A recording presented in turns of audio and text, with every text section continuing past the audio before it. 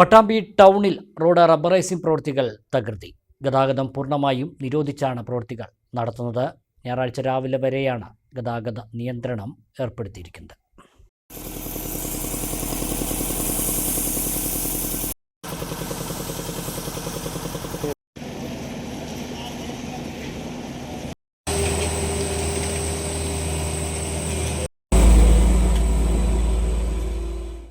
നിള ആശുപത്രി മുതൽ Shoranur IPT college വരെയുള്ള പാതയുടെ നവീകരണത്തിന്റെ ഭാഗമായുള്ള പ്രവൃത്തികളാണ് പട്ടാമ്പി ടൗണിൽ പുരോഗമിക്കുന്നത്.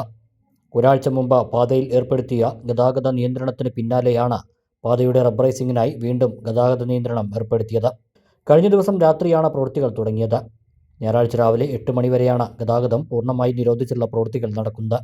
മേലെ പട്ടാമ്പി കമാനം മുതൽ ബസ് സ്റ്റാൻഡ് വരെയുള്ള പ്രവൃത്തികളാണ് നടത്തുന്നത്. നിള ആശുപത്രി വരെ റോഡിന്റെ ഉപരിതലം പൊളിച്ചു മാറ്റിയുള്ള പ്രവൃത്തികളും നടത്തുന്നുണ്ട്. ഈ മാസത്തോടെ തന്നെ റബ്ബറൈസിംഗ് പ്രവൃത്തികൾ പൂർത്തിയാക്കാനാണ് അധികൃതർ ലക്ഷ്യമിടുന്നത്.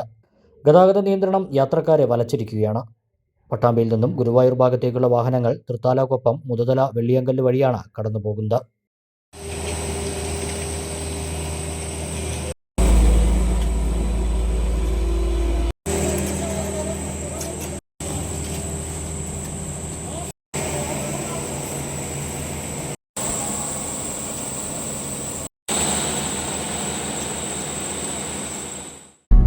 വിരലിൻ്റെ കാര്യത്തിലാണേലും യാത്രയുടെ കാര്യത്തിലാണേലും രണ്ടും മുറിഞ്ഞു പോകാതെ തുന്നിച്ചേർത്തത് കിംസ് അൽ ഷിഫയിലെ ഹാൻഡ് ആൻഡ് റിസ്റ്റ് സെൻ്ററാണ്. Hand and wrist centre, KIMS Al Shifa hospital, Perinthalmanna.